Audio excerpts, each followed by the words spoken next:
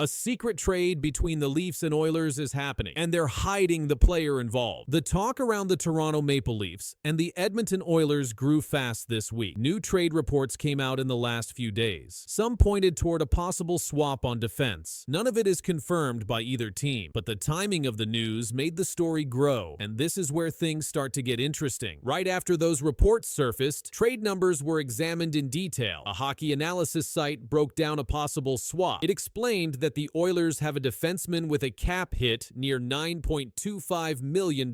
It also showed that the Maple Leafs have a defenseman with a cap hit near $7.5 million. The salary gap created a major challenge, and this detail opened a new line in the rumor. The next piece of the story came from the same breakdown. It said that a one-for-one deal would not fit under NHL cap rules. It noted that Edmonton might need to hold back some salary. It also said that Toronto might need to add a pick, a prospect, or a player with a smaller number. The piece used only contract math, and that math raised more questions. Those questions grew because of the NHL calendar. A league insider talked about the roster freeze that arrives in December. His comments said teams often act before the freeze. He stated that moves could happen within the next few weeks. His note was about timing, not a confirmed trade, and that timing pushed curiosity further. Curiosity continued when another insider stepped in. This insider said he heard nothing by any stretch about the swap being close. He shared that the defenseman for defenseman deal did not appear active. He did not say the rumor had no base. He only said he had not seen signs of a real move. His message kept the situation open. The same week brought another fact from Toronto. A report broke down the Maple Leafs roster. It listed performance numbers. It highlighted that the Leafs goalie had posted a .916 save percentage since mid-November. This showed strong play. It also showed that Toronto may not be under pressure to move its defensive group. And the numbers shifted attention again. That shift led straight back to Edmonton. A report from an international sports desk said that the Oilers have interest in a veteran Pittsburgh goaltender. The story said Edmonton was targeting him for a major change in goal. The word targeting came from the report. It did not show a trade was happening, and that detail created even more space for speculation. Attention increased when outside voices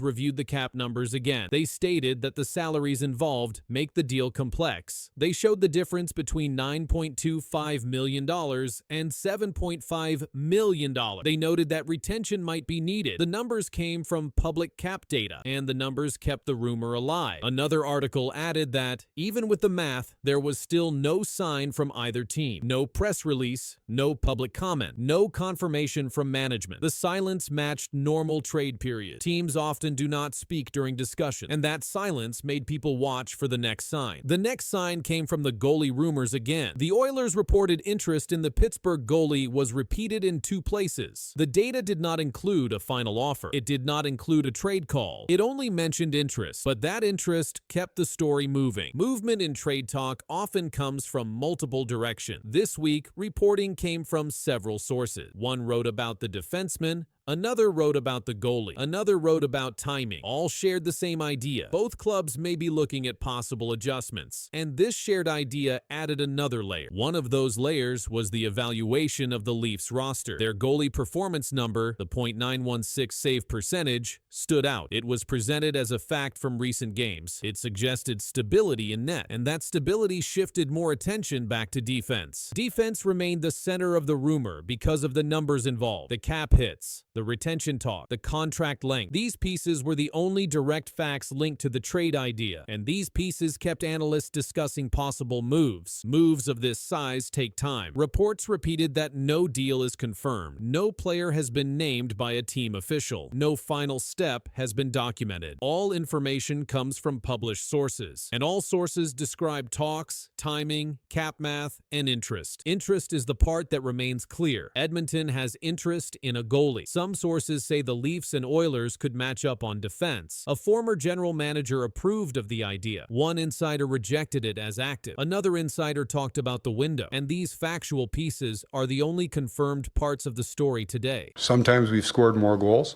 So I look at it really in a couple of areas in particular. We just got to play a more connected game, starting defensively. We've given up too much.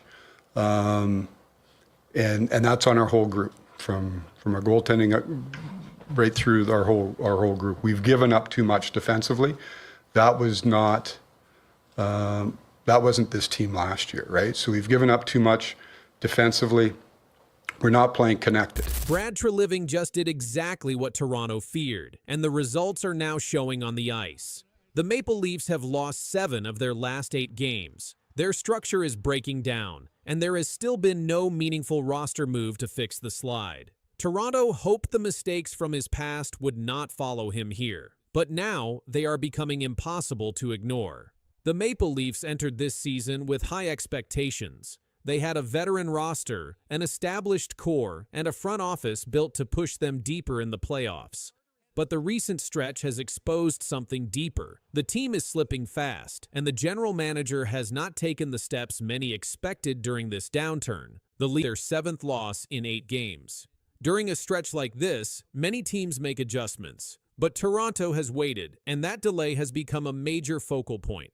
Brad Treliving arrived after his time in Calgary, where similar patterns existed. In Calgary, the roster saw players leave, contract talks stalled, and depth became a repeated concern.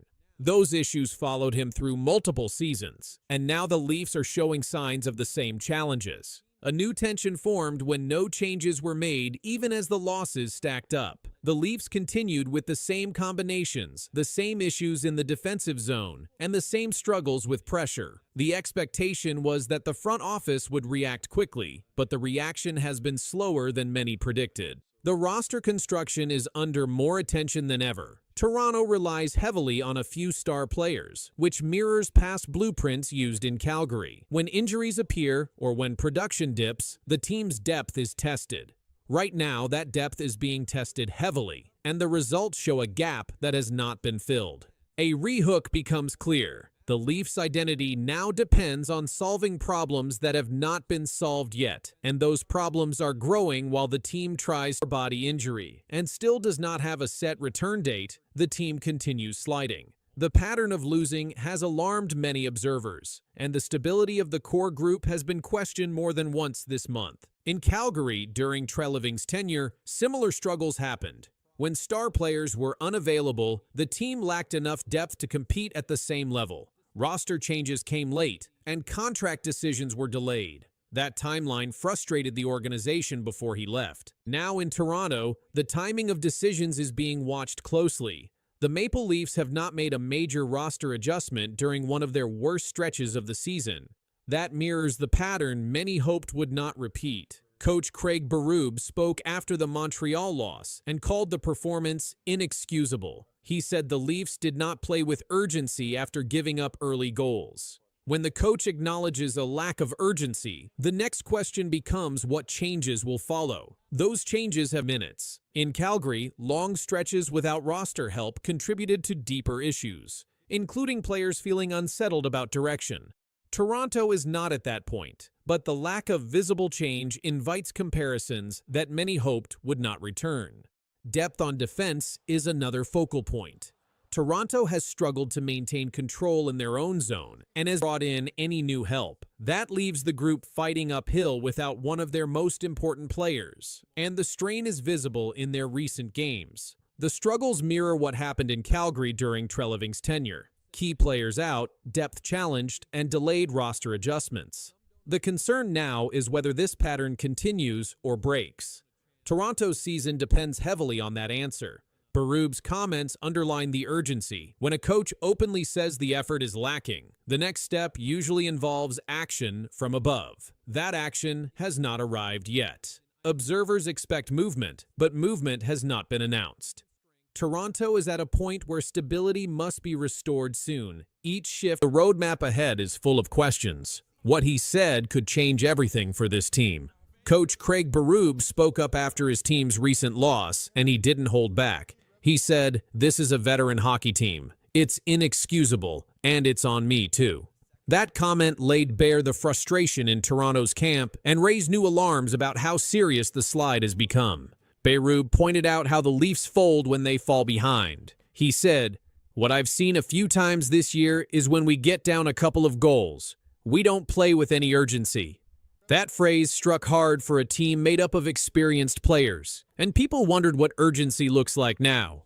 In the game he referenced, the Leafs lost 5-2 to the Montreal Canadiens. The team gave up too many goals, too many bad moments, and it all happened in the second period. The collapse raised the question, how do they stop this from happening again? Berube also took ownership. He said the fault is on all of us.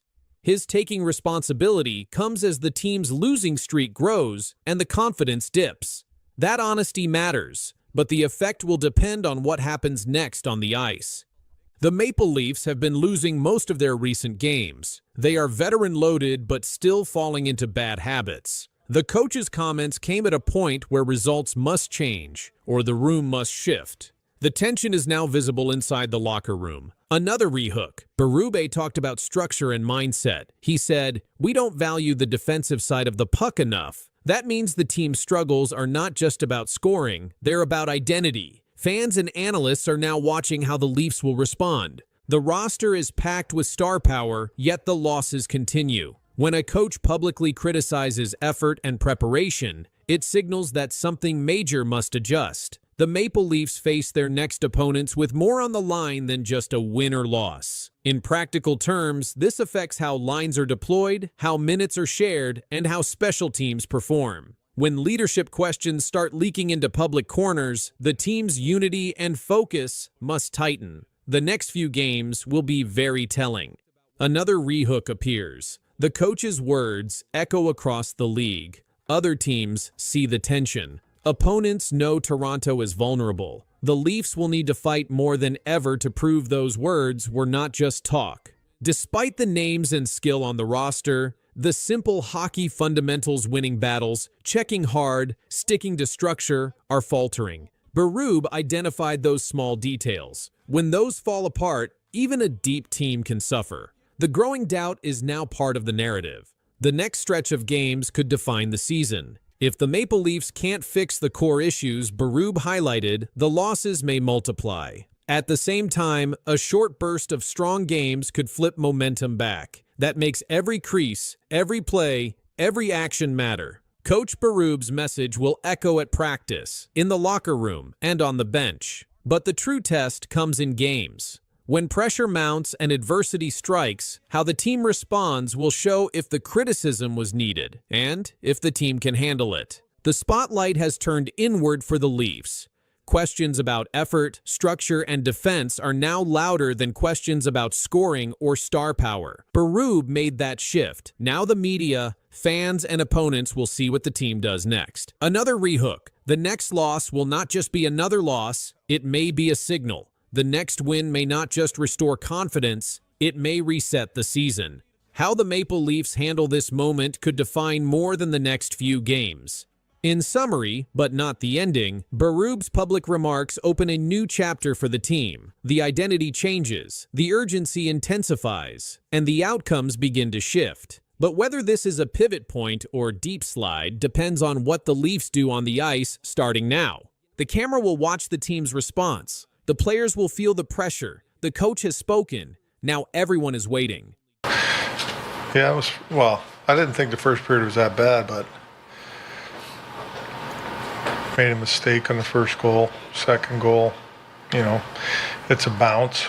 But what upsets me is we come out in the second period down 2-0. You think we're going to make a push, and we didn't. Craig Berube didn't talk about the win. He talked about what went wrong. He said the Maple Leafs aren't playing the way they should. What he said after the game left people wondering how the team will respond. Craig Berube is the coach of the Toronto Maple Leafs. He is known for being tough. He wants his players to work hard all the time. But lately, he's not happy with the team. He says the players are not giving full effort. He says they do not play strong hockey for the whole game. In interviews, Berube said, "It's got to be better." That's the bottom line. He was talking about how the team plays. He says they start strong, then stop playing hard. Or they play bad in the beginning and try to fix it later. He does not like that. He wants them to play hard every minute. He told the media, "We still haven't found that elusive consistency. This means the team is not steady. Some games are good, some games are not." Berube does not think that's okay. He says a team like the Maple Leafs should play their best every time. Berube also got upset during a game. In the locker room, he yelled at the players. One player said, "Chief came in and said a few things. You can use your imagination for that." That shows how serious he was. He was very upset with how they were playing. Some players agreed with him. William Nylander said the team's effort was terrible and unacceptable. Morgan Reilly said they played their worst hockey in a long time. Even the players knew they had to be better. Berube also made changes to the team. He benched a player named Matthias Michelli. That means he didn't let him play. He said, "I thought he could give us more." After the player returned and played better, Berube said he was competitive all over the ice. These words and moves show that Berube is not afraid to speak out. He wants his team to do their job. He wants them to be serious. He wants them to win, but only if they play the right way. Berube doesn't just talk to the media. He shows what he means with his action. When he thinks a player is not working hard, he will take them out of the lineup. That sends a message to the rest of the team. He wants them to know that every shift matters. When Berube talks about effort, he talks about the full game. He says his team has not played a full 60 minutes. That means they may play well in the first period, but then stop pushing in the second or third. Berube says that is not good enough. He wants hard work from the first minute to the last. The Maple Leafs have good players. Their record shows they can win games, but Berube says winning is not the only goal. He wants the team to play with heart. He wants them to battle for the puck. He wants them to skate hard, block shots, and defend. He says without that, the wins will not last. Berube's coaching style is not quiet. It's direct. It's loud when needed. He does not hide what he thinks, and he doesn't give easy praise. When players work hard, he tells them. When they don't, he tells them that too. Fans have seen the coach get mad during games. They have heard his strong words after losses, but what matters most is how the team responds. Some players have agreed with him. Some may feel pressure, but Berube keeps saying the same thing. They must be better. Every game matters in the NHL. Berube wants the Leafs to play with energy, not just skill. He wants them to be strong from start to finish, and he will keep pushing them until they do. 3 years ago, the Montreal Canadiens were the worst team in hockey, dead last.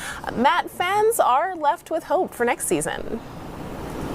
Yeah, of course, Maya. As difficult as this loss is, this elimination is for Habs fans, there is a lot to look forward to, and that's because the Montreal Canadiens are considered to be a young team in the NHL.